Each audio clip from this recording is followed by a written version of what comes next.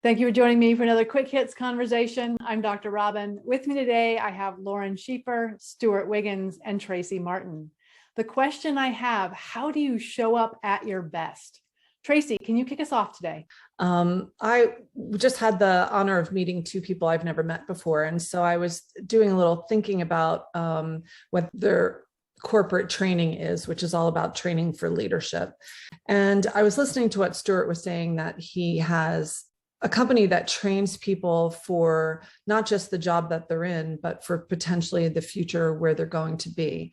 And I really find that really a powerful statement, because even in my industry, it's really important to not just look in the here and now, but to come forward in the moment to be who you want to be in the future.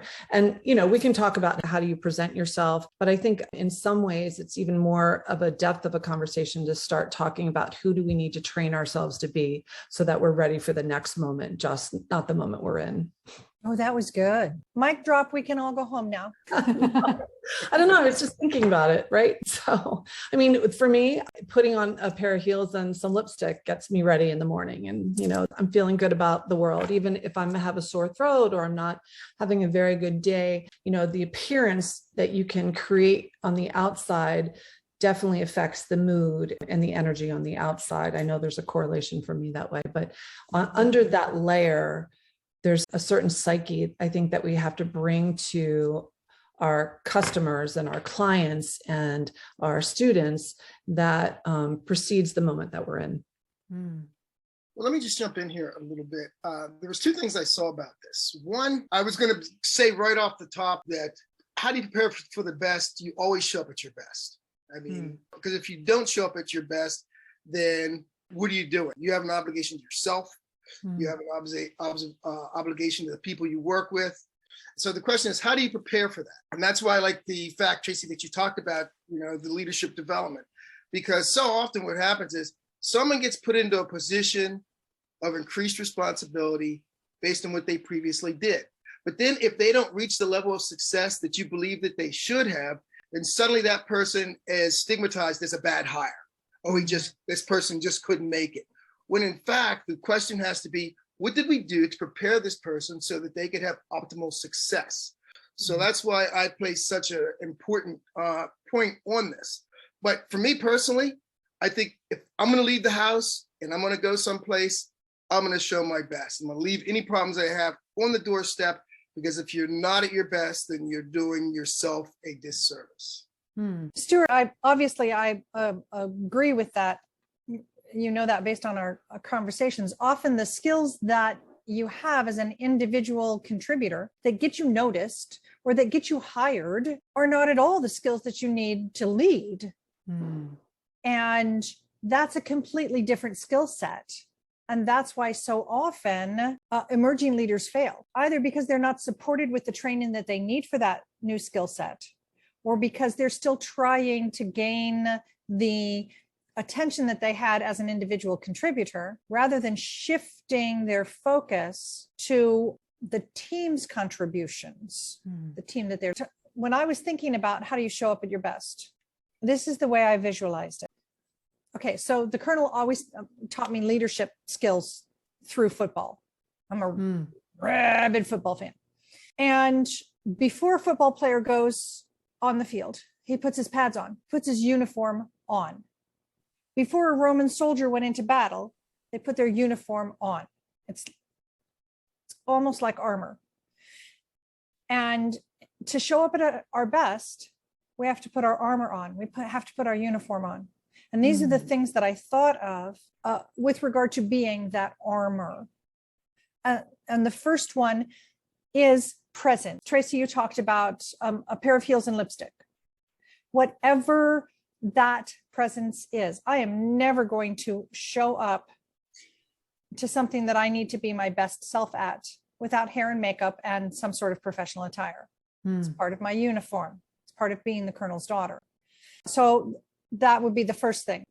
The second piece of armor would be confidence and self-esteem, self-confidence and self-esteem, knowing that I have value as a human being and that I'm good at what I do.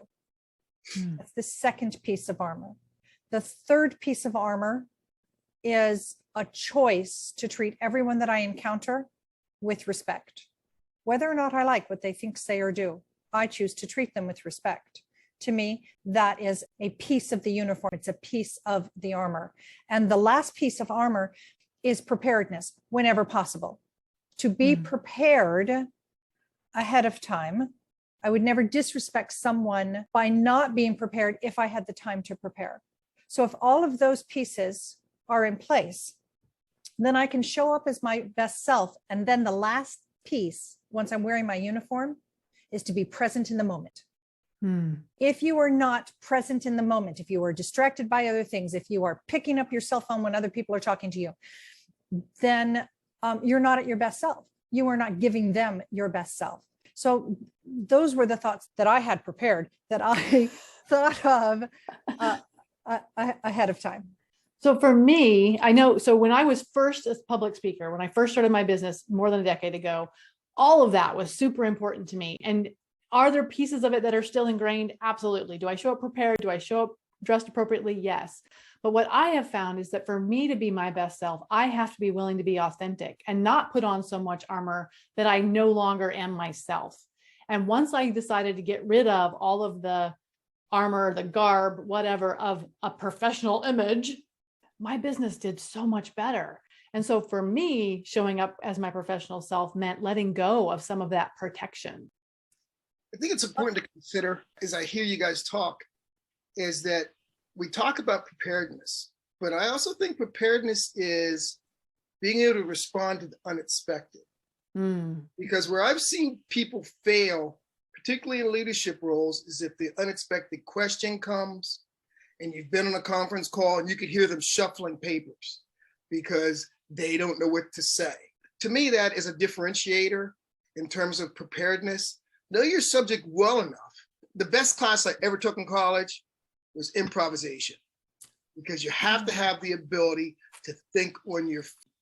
And I think that that is a huge part of preparedness. So knowing the subject, not just at a micro level and a macro level, but what could possibly go wrong?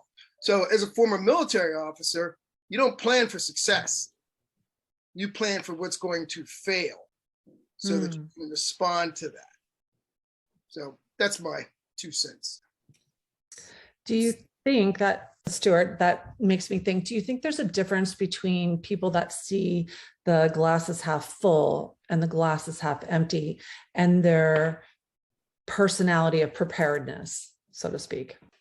You know, it's interesting. All of us are in leadership type positions where at least people look at us. And I think that the person that has the glass half empty mentality, that is reflected and people respond to them in that way. So a person who's positive, like, for example, I was in command prior to the first Gulf War. That was not for the time when I stood up in front of everybody and got fumble talk. I had to be very clear and precise about what we were going to do. We trained for it. We're going to be prepared, and we're going to survive, and we're all going to come home. If I had a half full mentality, what would my package been to the group? So I think that's part of preparedness. Does that answer your question, or did I miss it? No, I think it's part of something to look at as we're teaching people how to lead, what their thinking process is, so that we can help them. I noticed this with my customers. I know it's a complete different interaction, be it corporate or personal, but there's a difference between customers and their mentalities with regard to sales. And I can come prepared, but if I'm not understanding how I'm interacting with someone on the other end and how they perceive the conversation, it's almost 2 different languages with regard to that. It's such a gift for someone to tell you how they experience you, because they experience you so different than what you think. And I also feel like that optimism, that glass half full, I feel like that comes with expectations, and managing the expectations of optimism is a responsibility of someone who's prepared. That ability to say, this is what I expect to happen. This is what I think is going to happen. And if it doesn't, to your point, Stewart, being ready to pivot, to change, and to have the knowledge or know where to get the knowledge to do something about it in that way. So that is our 10 minutes. I'm gonna have to cut us off there. I'm sorry, Lauren. I really want to hear what you have to say. We'll do it after we turn off the recording. I look forward to speaking to each of you again really soon.